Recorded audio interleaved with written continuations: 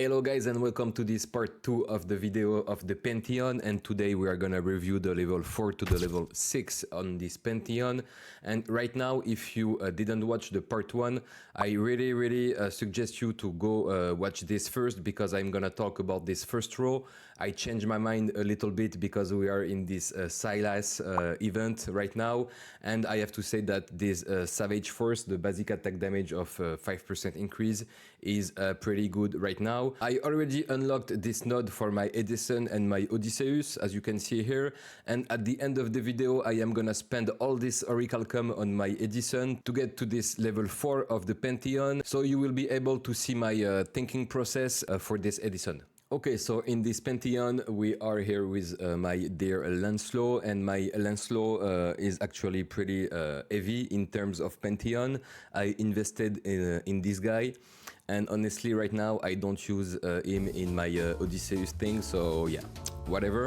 So in this Pantheon, we are gonna start with the level 4. So the level 4 is pretty easy because those are just regular nodes. They are exactly the same for every hero, not depending on the class.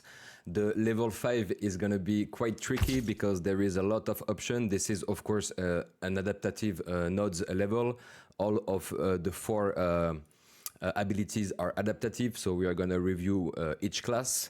And the level 6 here is gonna be pretty fast too, because honestly I am gonna to start with this one, guys. So the level 6 is just you can unlock both of them.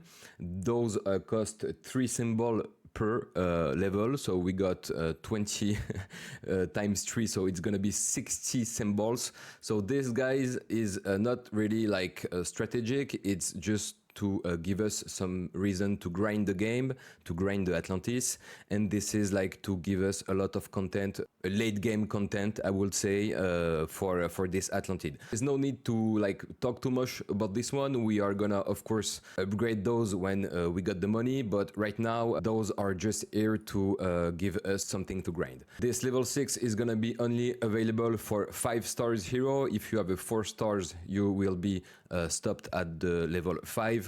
So this is a very late game content, and yeah, just prioritize the heroes, the 5-star heroes that you like the much. I don't have any recommendation to give you about those level 6. Now for this level 4 row, so we got 4 options. Those options are the same for every heroes. The first option here is this Relic Fury, so attack gains from relics increased by 50%.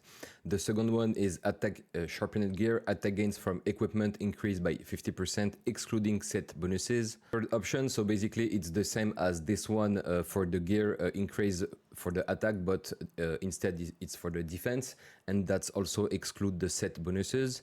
And this one is basically the same that here, so it's a kind of mirror level, and this one is just to gain increase 50% def from relics. Those are pretty good, even if they are regular nodes. This is a lot of def or attack increase, especially if you are focusing this specific perk in your equipment. And right now, just my recommendation will be to stay on the same column. If you are upgrading a DPS and a hero that is mainly here to put damage, go for the 2 nodes that increase damage, and for every hero that is here to defend and to front lane and to tank, go for those 2 nodes. I think the mistake here is to mix the 2 columns. You really want to use your hero for his specific role. That's my vision, actually. For example, this is my Lancelot, and I don't want, even if my Lancelot is frontlaner, I don't want my Lancelot to get some defense bonuses. If I want my Lancelot to get defense, I am gonna put a defender next to him, you know? So he is here to just kill and delete one of his target, and that's what I expect from him. So I'm gonna I already put those 2 nodes on Lancelot. For example, on Minos, of course, I'm gonna go for those 2 nodes. Minos is not here to put damage. Minos is here to survive and to tank as long as possible. So I think you got the idea pretty much. For specific heroes like this Napoleon, for example, that might use as well bonus attack and bonus defense. Just think about what you using him for. If he is here to DPS, go for the attack, and he is here to tank, go for the defense. I'm thinking especially like in Treasure Hunt. I think I'm using this guy more for his DPS area damage than his ability of front lane. So I am probably go for the damage. My thinking here is that as fast as I kill the wave, as fast I am saving my HP. So this is quite a kind of defense. So yeah, that was it for this fourth row, guys. I am gonna jump into this fifth row, and this is the perfect time to tell you that we are gonna make exactly like the part 1 video. If you have any question, any doubts, if you want my specific recommendation for one specific hero, just put in the comments the hero name and tell me, okay, what will be your choice for this hero, and I'm gonna give you the entire Pantheon 3 based on my and personal opinion. So do not hesitate, guys. It's a pleasure for me. I read every comment, and if I can help you, that will be a real pleasure. So for this fifth level of the Pantheon, so this one is gonna be time consuming in terms of thinking, because those nodes are very expensive. Those nodes are 3 symbols per node, and you don't want to waste them. And you have quite good options, so this is a difficult choice. I am gonna start by this single striker, because I am probably gonna unlock this first on my Lancelot. And right now we have heavy wings. At the start of the battle, increase the hero base damage by 10% for 20 seconds. We got this Hunter Triumph. When the hero reduces the HP of an enemy hero to 0, increase the hero attack by 15% for 5 seconds. So this can be quite tricky. I mean, I don't really get the point where you have to kill one hero enemy, and then for only 5 seconds you have like a boost of attack. I want this boost of attack in my ability to kill the enemy. So I think the timer here is a bit tricky. After that, we got this Frenzy Strike. When the hero reduces the HP of an enemy to 0, increase attack speed of the hero by 10% for 5 seconds. For me, is really not as good, because it's only attack speed for 10% for 5 seconds. So this is definitely a no-go for me in every case. Even on Odysseus, the one hero that could use this node like really good, I don't even think I'm gonna go for this node on Odysseus, so that will be a no-go for me. And the last choice here is the Deadly Aim. At the start of the battle, increase the hero's crit chance by 10% for 20 seconds. This is the kind of nodes that is talking to me way more than this one. Like it's 10% crit chance for 20 seconds, so the timer is way longer than this 5 seconds to begin with. And also this crit chance is way more clutch factor than only 10% attack speed. And just to be clear on that, the Frenzy Strike or the Hunter Triumph are every time the hero reduces the HP of an enemy. So basically it's 5 seconds, but it's repeatable. And while this one and this one is at the start of the battle, and then the bonus just erase. So it's basically after 20 seconds you have no more level 5 Pantheon on your hero. So you have to very consider that. If you are using your single strikers in long battle, in long fights, those two choices are very strong. And if you are using your single strikers in arena, in Atlantis, in short like hero fights, the Deadly Aim and the Heavy Swings will be way more consistent. So there is no bad options here, guys. There is just adaptability in what usage you have of your hero. Think long fights or think short fights. So for example, in my Lancelot, because I already thought about this, I will go for this one, of course. Especially that Lancelot has an awaken here that says he has crit damage plus 100%, so I really want him to crit. So this one is definitely good for him, and I am probably go for this heavy swings. Especially this is a 20-second boost, and for me this is way more reliable than a 5-second that may proc when you don't really control the timer. So this is for me best consistency and the best use case in general. For the AoE class we got these heavy wings, so it's basically the same as the single targets. If you notice, they also have heavy wings, and we have this deadly aim. This is single targets. And if we get back to this AoE class, we also get this deadly aim. Basically, those two are very shaped for arena battle and very short fights. And by short fights, I don't even include this treasure hunt, because treasure hunt on the last stage you will have 3 waves to beat, and this 20-second bonus is not gonna last for the 3rd wave, so that's not very good for a treasure hunt in my opinion. So the 2 real adaptative nodes for AoE here are this Bloodlust, when the hero reduces the HP of an enemy to 0, increase attack of the hero by 5% for 5 seconds, up to 3 stack. So you basically can go to 15% of boost attack. For this one, not like the single strike that you have to kill an enemy hero. For AoE, you just have to kill an enemy. So this will work on the small mobs, and I think this one for the AoE is very strong, because you will pretty much be always under that boost, because, you know, killing small mobs for AoE is pretty easy. That's kinda their job, so this is very strong in my opinion. And we have this split strike, when the hero deals basic attack damage, has a 10% chance to deal 100% base damage to enemy within a radius of 1 around the target. So basically this is also very strong, because all of your AoE on the basic attack damage will also add a small AoE to that basic attack damage. So this is very valuable when you have to deal with a lot of spamming troops. I'm thinking of course of this Siege of Orleans. So yeah, those two are very strong. Those two are very oriented for you know, PvP. So the question on this 5th row is, what is my usage of my AoE? In my personal case, and for this Marie Curie, this is the hardest question for her, because I really like her in this Siege of Orleans, but I also really like her in my PvP arena battle, because she is very strong in this PvP. She is able to put a lot of damage. I'm gonna go for this crit chance here, so I really likely go for this deadly aim. But yeah, Marie Curie is a specific case. For my Quincy, for my Da Vinci, for my Menace, which are basically my Siege of Orleans guys, I will probably go for those 2 options here, because those are really shaped for long fights and to destroy a lot of small mobs, and that's the main goal in this historic battle. So yeah, basically if you want to go for long fights, go for those 2 ones. And if you want to use your guy in PvP, you have several options. You have actually those 3 options.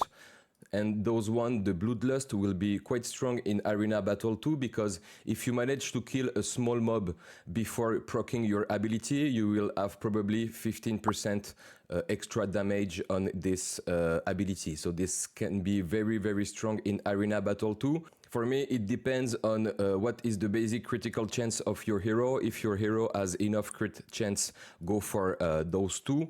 And if your hero doesn't have enough critical chance, maybe you will have to choose between heavy swings and Bloodlust if you want that deadly aim. I'm not talking here about this Edison, because I am gonna upgrade it at the end of the video, so we'll have my full thinking process. For the healer category now, so healers have very good nodes. We have this Cling to Life, while the hero HP is below 20%, increase heals the hero receive by 50%.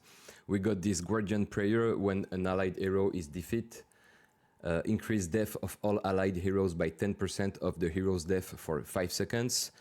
We got this, so this is a timer of 5 seconds.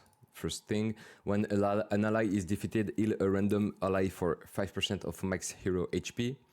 And then when the hero HP drops below 20% of the first time, heal themselves for 20% of their max HP. I immediately like this one, the Divine Intervention. This is quite good, I think. You can pretty much save every fight with this, and the fact that your healer is the one that is healing all your team, the fact that you want to him to stay alive is really important. So this Divine Intervention will be my first choice for every healers.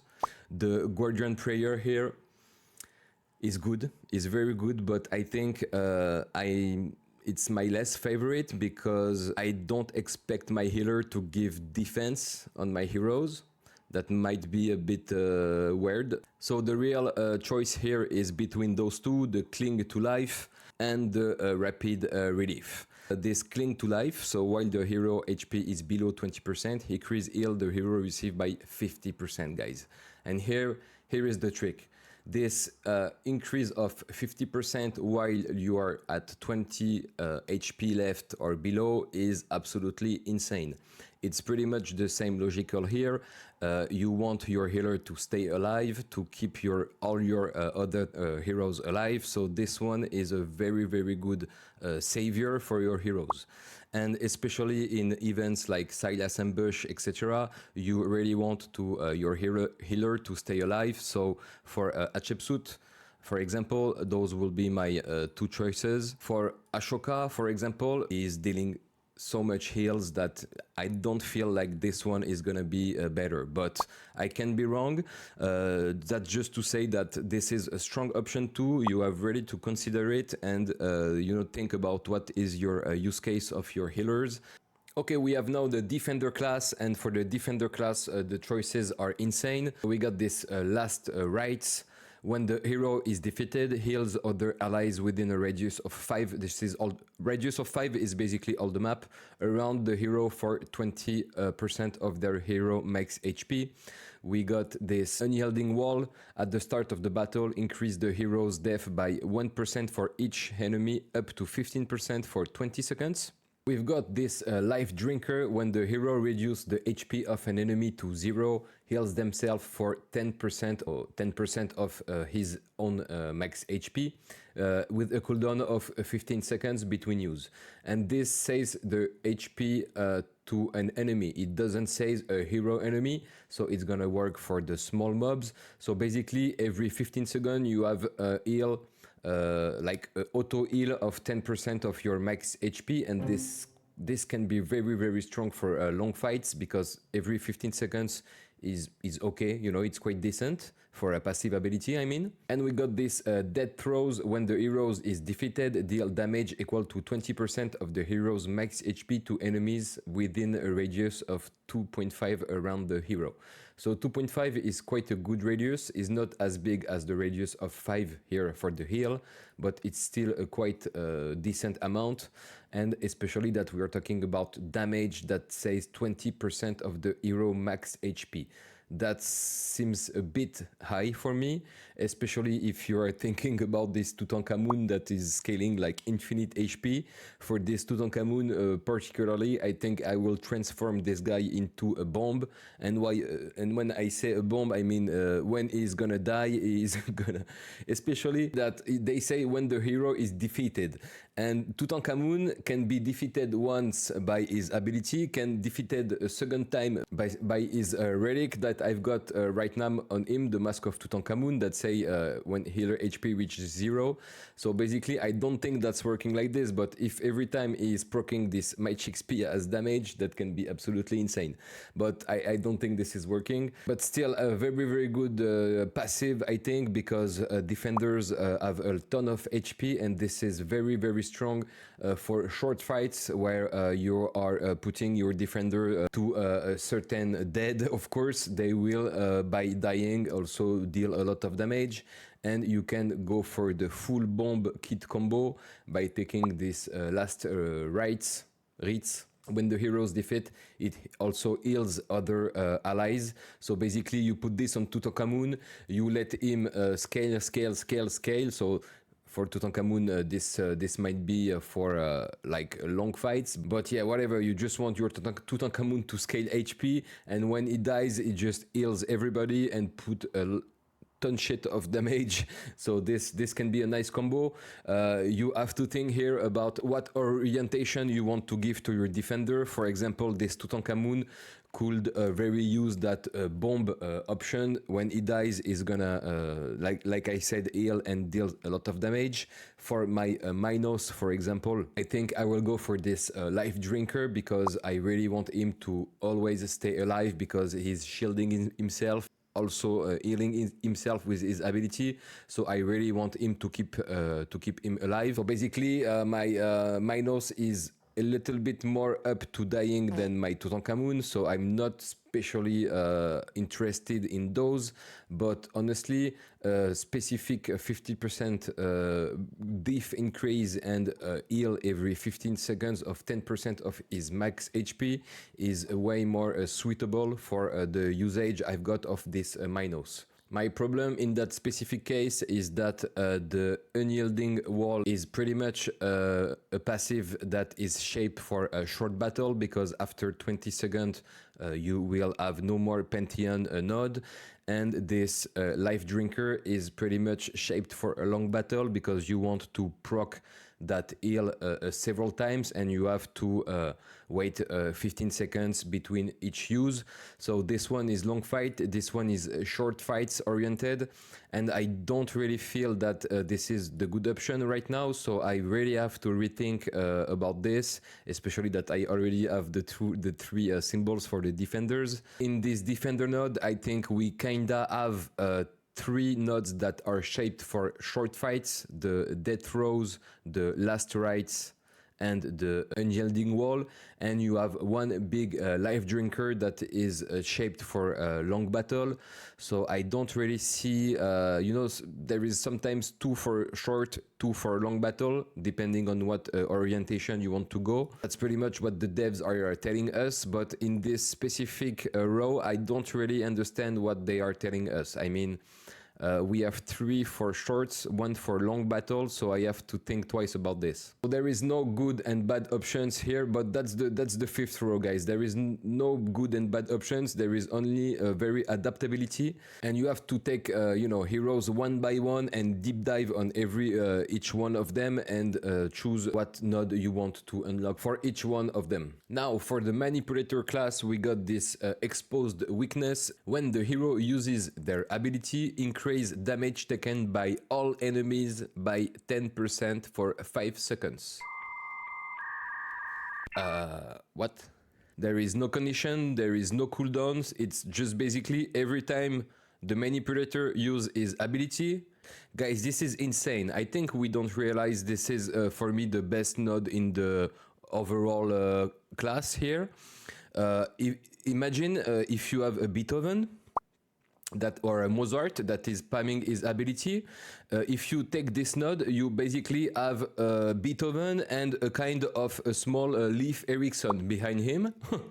And if you have a Leif Erikson and you unlock this, then you have a second Leif Erikson behind this Leif Erikson. So guys, this is absolutely insane.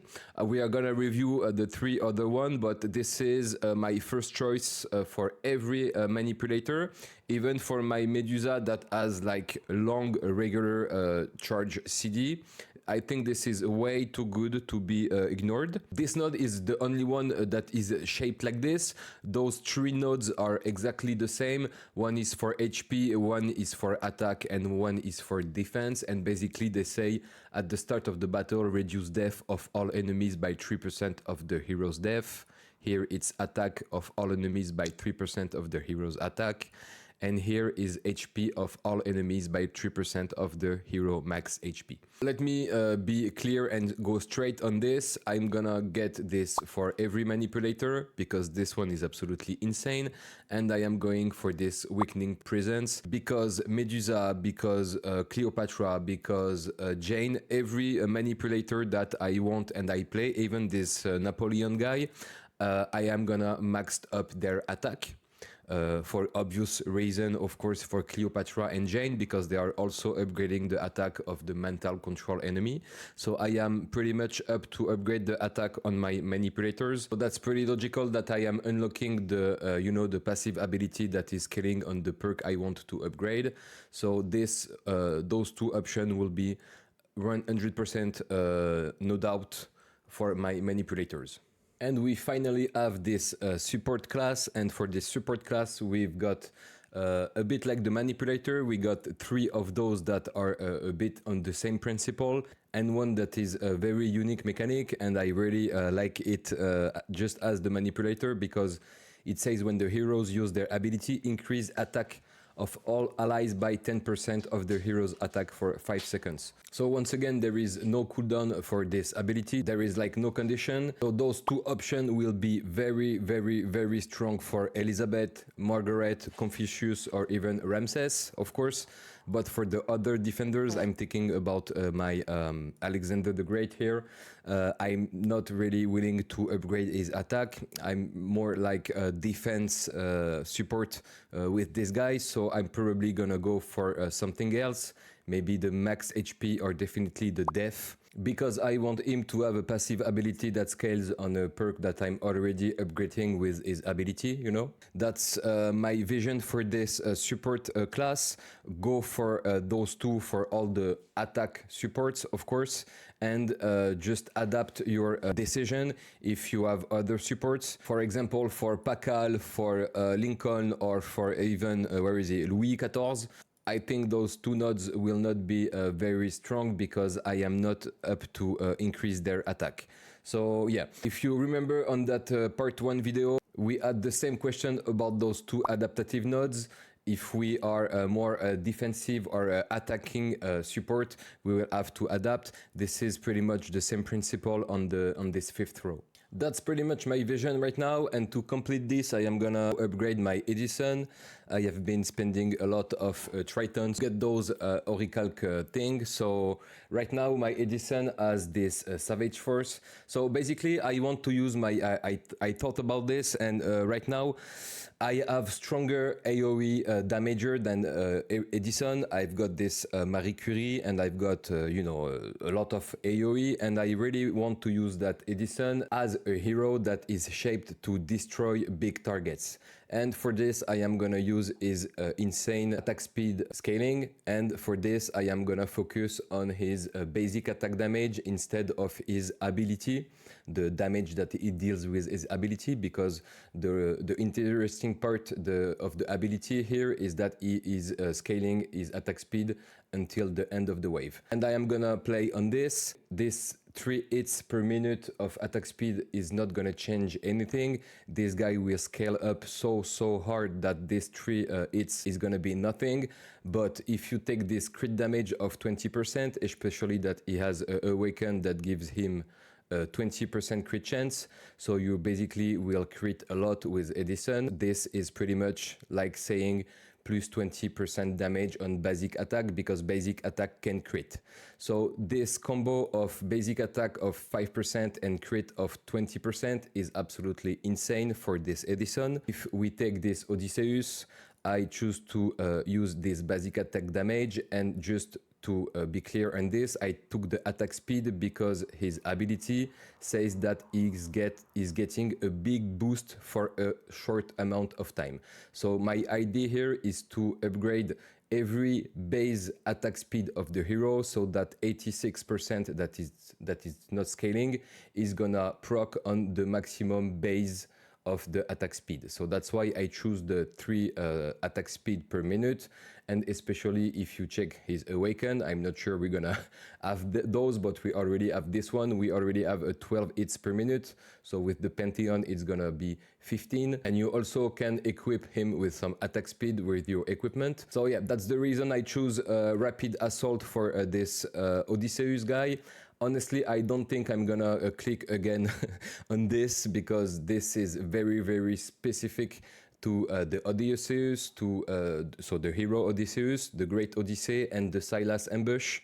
So that's the reason I choose this Rapid Assault. Let's get back to this Edison now. So I explain why I choose this two first perks. Right now I am gonna of course take this Mending Grace because Edison is a bit kamikaze and this guy really needs heals to stay alive. So this extra 10% will be very useful. At this point we have two options. We can take this shield taken bonus of 10% or this evasion of 5%. I already talked in the part 1 what I think about the move speed, so yeah. I think I'm gonna go for the evasion. It's just very up to me because I really don't and never play Edison with any defender, like shield defender guys.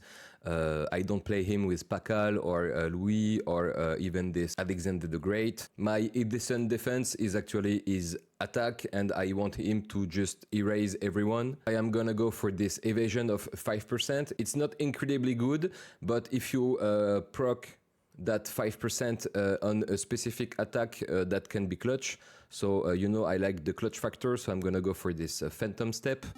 After that we have two very interesting choice, and this is why I wanted to show you in this video, because in this part 1 I said I am gonna take area damage for every area attacker. This one is crazy.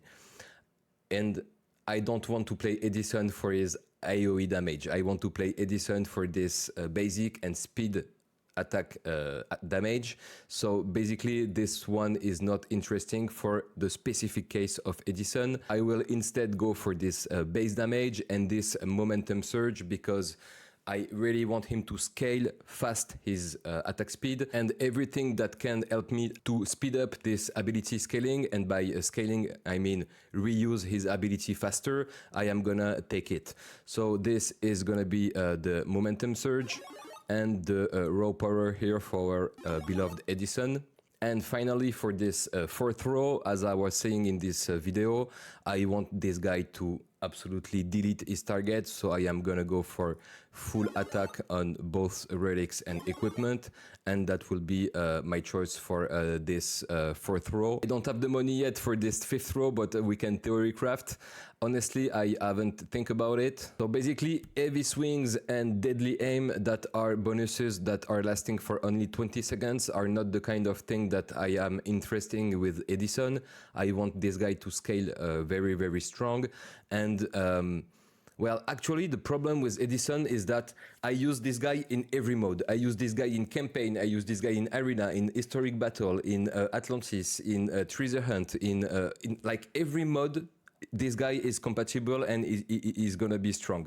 And you know, by saying that, I was like, yeah, but in this arena, this bonus can be absolutely insane because he is very strong in arena too. So honestly, this is very hard. I think I will go for this split strike, honestly, because this is very like shaped for what I want to do with him. So basically when the hero deals basic attack damage, has a 10% chance to deal 100 of base damage to enemy within a radius of 1. So it's pretty much his auto attack is getting like a small AoE damage. So this is absolutely insane. I think this is must go for Edison in my specific case. And this Bloodlust, when the heroes reduce the HP of an enemy to hero, increase attack of the hero by 5% for 5 seconds up to 3 stacks. Okay, that's the two I want on my Edison, because those are really shaped for long battle and scaling hard.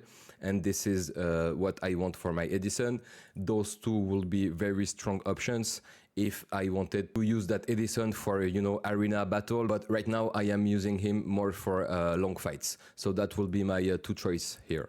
Once again, guys, if you have trouble or any doubts, do not hesitate to put this in the comments. I will gladly answer you. If you guys enjoyed this, please hit that like button. See you, bye-bye. Cracking thickness, it's been a long time. I ain't seen you in a minute, but you've been on my mind. I'll be trapped.